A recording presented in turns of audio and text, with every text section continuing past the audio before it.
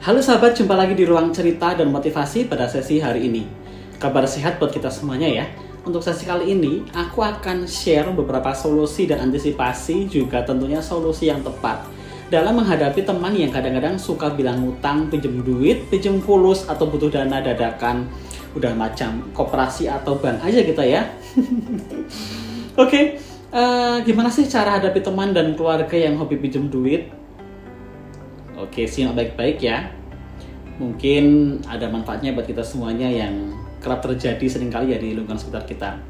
Oke, uang merupakan salah satu topik paling sensitif ya. Anda mungkin pernah mendengar bahwa uang tidak mengenal kawan dan keluarga. Ungkapan tersebut sebenarnya menggambarkan bahwa urusan duit bisa membuat hubungan pertemanan bahkan keluarga menjadi renggang. Benar nggak sih?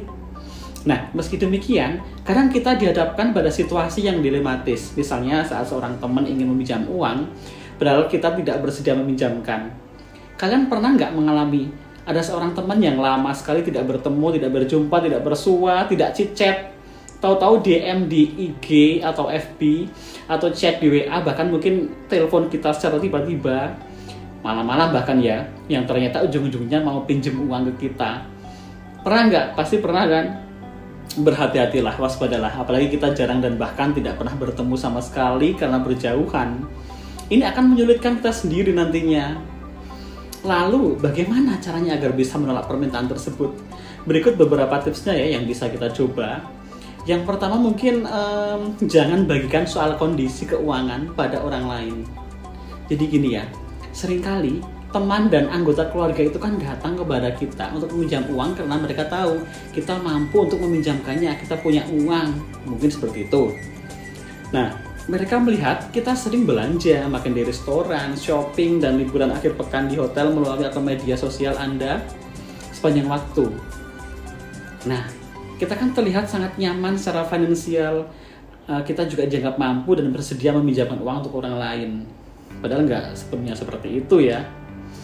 Jika kita tidak ingin berada di radar orang-orang ini setiap kali mereka menghadapi keadaan darurat uang tunai, hindari terlalu banyak berbagi tentang keuangan dan gaya hidup kita. Jangan suka pamer, ria, dan sebagainya ya. Tidak ada yang perlu tahu berapa banyak uang yang kita miliki, yang kita hasilkan, yang kita dapatkan, yang kita peroleh, di mana kita menginvestasikannya, dan untuk apa kita membelanjakannya, ya kan? Orang itu kan saling melihat, saling memandang. Ya, belum tentu dia shopping-shopping tapi banyak duit, bisa juga ngutang ya kan. Pertimbangkan hubungan dengan peminjam. Ketika kita menerima telepon atau pesan dari seorang yang ingin meminjam uang, salah satu hal pertama yang kita harus pertimbangkan, pikirkan benar-benar adalah hubungan kita dengan orang tersebut. Keputusan kita akan tergantung pada seberapa dekat kita dengan orang ini dan berapa lama kita sudah saling kenal. Jika orang itu adalah seseorang yang jarang kita ajak bicara, jarang kita bertemu di pekerjaan atau di mana sebelumnya, atau hanya kenalan online, sangat mudah untuk mengatakan tidak dan berterus terang tentang hal itu. Nah, tetapi jika itu saudara, sepupu, atau mungkin saudara yang lain ya, yang dekat dengan kita, tentu saja ini hal yang berbeda. Kita perlu mempertimbangkan kata-kata halus agar tidak menyakiti perasaan mereka dan juga membuat hubungan kita tegang, jadi nggak memanas gitu ya. Kata-kata yang pas gimana gitu. Kemudian selanjutnya mungkin jangan merasa terbebani untuk katakan iya. Nah, kita mungkin dianggap egois ya, karena menolak membantu orang terdekat secara finansial. Namun sebenarnya Anda sama sekali tidak berkewajiban untuk memenuhi permintaan yang bertentangan dengan keinginan kita. Ini adalah uang hasil jerih payah kita sendiri loh. Apakah kita bersedia meminjamkan uang atau tidak, terserah kita. Kadang dibilang pelit lah ini itu, ya monggo gitu loh. Tekanan seringkali datang karena takut dikonfrontasi ya kan, dijelek-jelekkan, dibilang pelit dan sebagainya, kedekut. Terkadang orang yang mencoba meminjam uang adalah orang yang mendorong kita untuk mengambil keputusan yang cepat dengan menciptakan rasa rasa urgensi. Coba ingatlah bahwa kita dalam banyak kasus uang yang dipinjam oleh keluarga dan teman kemungkinan besar tidak akan pernah dibayar kembali.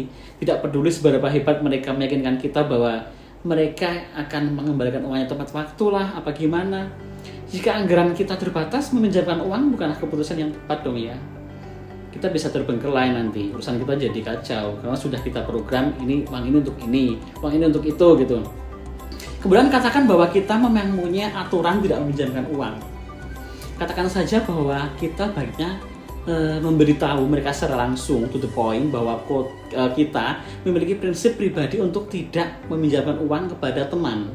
Karena suatu pertimbangan ya, jika nantinya ada apa-apa dikhawatirkan mungkin malah bisa merusak hubungan pertemanan gara-gara pinjam-pinjaman uang tadi. Nah, hal ini kerap banget terjadi ya. Daripada memberikan jawaban yang menggantung atau meragukan, lebih baik berterus terang dan katakan bahwa Anda punya aturan tegas seperti itu. Gitu loh sahabat. Gimana? Dapat kita pahami ya dengan topik kita tadi? Silakan mungkin bisa dipraktekkan nantinya ya. Kalau ada yang bilang pelit, jawab aja pelit dalam hal kebaikan, tidak ada salahnya ya kan? Atau gimana lah cari jawaban yang tepat. Tetapi ada hal lain yang kita perlu pertimbangkan loh ya. Di luar itu tadi semua, kita juga saat ada seseorang yang bilang butuh pinjaman uang, kita bisa pertimbangkan dulu apa dia beneran butuh karena urgent banget untuk kebutuhan yang primer atau terdesak, atau mereka mau pakai untuk hal-hal yang lain yang mungkin sifatnya sekunder ya, kita masih bisa pikirkan itu. Seandainya kita udah pikirkan mau pinjami mereka uang, ada syarat yang harus kita sepakati yaitu komitmen. Jadi kita beri ketegasan, waktu pengembaliannya harus on time, janji harus ditepati. Jika mereka setuju deal dengan itu, kita bisa mencoba memberi kesempatan untuk menjaminya. Nah, itu dia beberapa poin penting tentang bab utang piutang yang kerap kali menimbulkan masalah ya. Kita tahu ya, orang yang meminjami harus siap dengan segala resikonya tentu. Karena banyak orang yang tidak bisa komitmen dengan perjanjian, mengingkari kesepakatan dan lain-lain. Dan orang yang meminjami uang kepada orang lain terkadang harus siap menjadi seorang pengemis, maaf kata ya. Karena kalau uangnya susah kembali, kita mau tidak mau harus sering rajin meminta, menagih, memohon ya. Ya, hal-hal yang seperti itulah biasanya. Mohon maaf ya, ini hanya contoh saja. Oke sahabat, itu dia ya tips dan solusi soal pinjam-meminjam yang kita bahas pada video kali ini. Kita jadikan memo penting untuk kita masing-masing agar dalam hubungan persahabatan itu jangan sampai terjadi permusuhan atau perselisihan hanya gara-gara hal pinjam-meminjam uang. Karena uang adalah hal yang begitu sensitif ya. Makanya ada istilah uang itu barang panas. Gitu. Oke, terima kasih telah menonton video di ruang cerita dan motivasi kali ini. Semoga ada manfaatnya ya untuk kita semuanya dan lebih berhati-hati lagi untuk kedepannya saat akan meminjami uang kepada orang lain di sekitar kita. Ya. Pikirkan matang-matang dulu, kita lihat background mereka seperti apa, dan lain sebagainya. Mereka kira-kira bisa nggak membayar kita tepat waktu, mundur-mundur enggak, dan sebagainya. Oke, begitu saja ya. Mudah-mudahan bermanfaat. Sampai jumpa di video berikutnya dengan topik yang berbeda, topik yang lebih menarik lagi. Sampai jumpa. See you on the next video. Bye-bye.